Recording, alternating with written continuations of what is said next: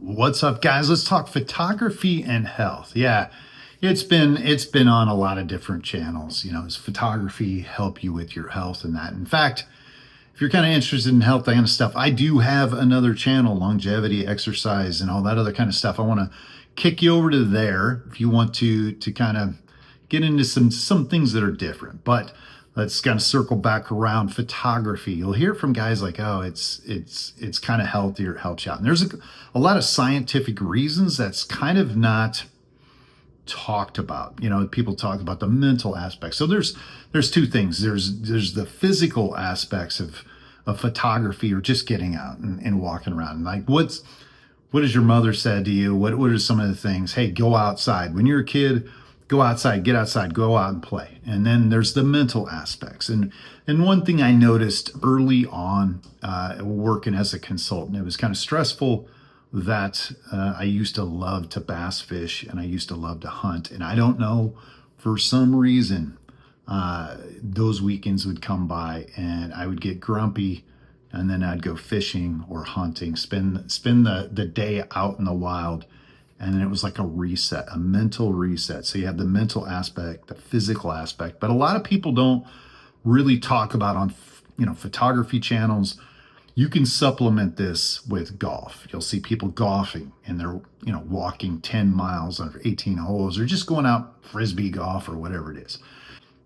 So physically speaking, when you're out moving around, obviously you're moving around. Things in motion has a tendency to stay in motion.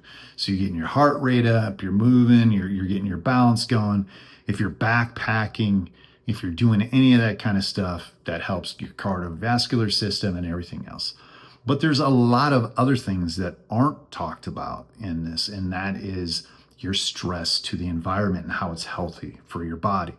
Okay, so for instance, used to run, still run, got a few knee problems, a little swelling when I do my workout, just like you guys probably get hit up. But when you're out, let's say in the winter, doing photography, and you're sitting in a blind, you're sitting somewhere walking around, what's the first thing? You start getting cold.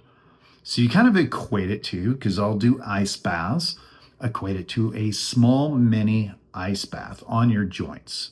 And you'll be surprised the stress that being out in a 40, 50 degree, 30 degree day for hours, just kind of cold presses all the cold on your joints, can help reduce inflammation. Things some people don't even talk about. And I really noticed it last couple of weeks ago. I was out doing deer photography, sat in the wild for 3 hours out in the cold. I got cold, but then all of a sudden the next day my knees felt better. It's like, oh man, my right knee was swollen before. It feels great. So that's the kind of thing. It's the stress on your body that the environment puts there, and it's a healthy stress. So for instance, there is a science called grounding, and essentially it's the polar electrical current of your body, and when you touch your hands on the environment, there's a grounding that happens. It kind of like neutralizes your system. And it's talked about, they have grounding mats, but really it's literally like walking on the dirt. But if you put your hands on the dirt, it's that interaction that people, are looking for in a circadian rhythm, your rhythm of sleep. And you notice how sometimes you sleep better when you've been outside and you get the sunlight, you get the vitamin D, you get the sunlight, obviously, but it goes much beyond that. You're touching things. And so when you're touching evergreens and you're in there, there's 1,000 different stimulus things that kind of give you a little and kind of an immune situation. So it's been proven in studies that walking outside can help improve the immune system, can help improve the body. But how does it work?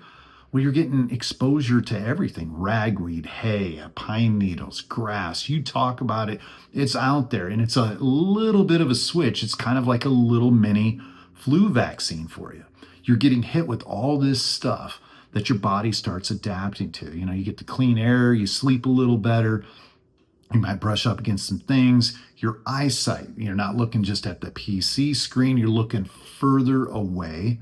And now, so that is it. Heart rate's up, you're getting all the kinds of exposure. If it's the summer, it becomes sometimes like a sauna. It could be 80 or 90 degrees, you're walking in that. Nothing more deadly than just sitting down in 70 degree temp, perfect exposure, nothing stressing you. And so the physical aspects of photography or golf or just getting out there is well beyond the scope of what people just say, just move around. No, there's thousands of interactions that happen to you when you're doing that. Again, getting exposure from the sun and everything else. So mentally, how's this help? Because there's a lot of people that, they might be going through a tough time, or they're having some stress in their life, or they're not using their brain. So take it in perspective of photography. If you're doing wildlife photography, you have to get a setup. You have to think about the sun, where the light is, where the animal incoming to you might smell you, might wind you, where your position of your den or your hide is going to be, where you're going to put maybe some food, what the angles you're going to use.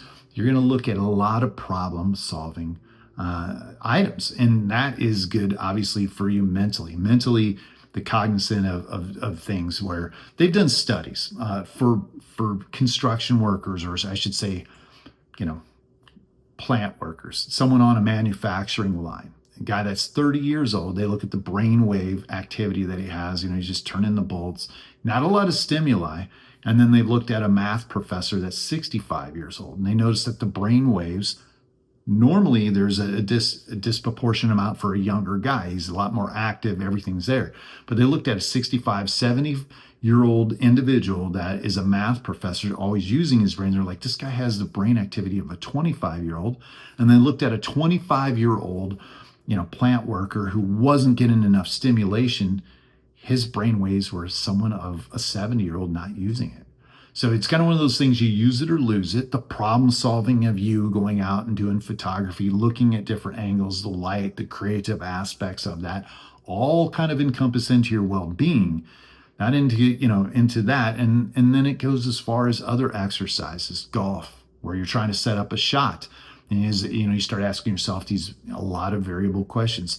How fast is the green? How much irrigation is going on? How long is the grass? Should you lay up short? Should you play it right at it? There's 1,000 different things. And this is the thing that keeps you kind of sharp going there. So just going outside creates mental stimulation for you. Whatever activity you're doing, it helps you get into the mode of getting out of just sitting there and watching football, watching TV. And then there's the other aspect. Once you do all that, you do the physical aspect and you're focusing on something different, getting away from your stresses, there's that anxiety. And it's been known being outdoors helps with anxiety, helps with just blowing the stress away. And it's like you've been reborn again. And it was time and time again. I noticed years ago, I just didn't know what the feeling is. I just wanted to go outside. I felt cooped up in the office buildings, just working on a PC, working through things. And then when I got out fishing in a boat or camping, it was just like glorious. And then again, you get a couple of days of that, you're ready to tackle the world inside the office, and it's a nice balance. And so, physically speaking, mentally speaking, photography, outdoor activities helps you in your health all across the board. So many ways that people, they just look at the stats, look at the numbers, look at the things that happen there. And so that's for you guys. If you guys are just sitting there doldrum, I don't know what to do. There's the worst thing is get out and move. And you can get out and move and actually use your brain while you're doing it, dude, you got a win-win scenario there.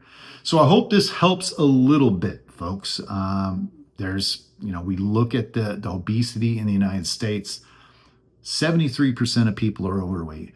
45% of the people are obese, which is 30 to 60 pounds or more overweight, and 10% are what they call grossly obese or hugely obese, which is 100 pounds or more overweight. And part of that is move. A lot of that stuff, circadian rhythm, all the hormones, everything works through you, makes you feel better. Yes, it all is encompassing to help you feel. Nature has a way of balancing out the years, the seasons, all that stuff for your arthritis and colds and everything else. It helps you become better. So there you have it, guys. Comments, questions down below. Hit that subscribe, and I'll see you later.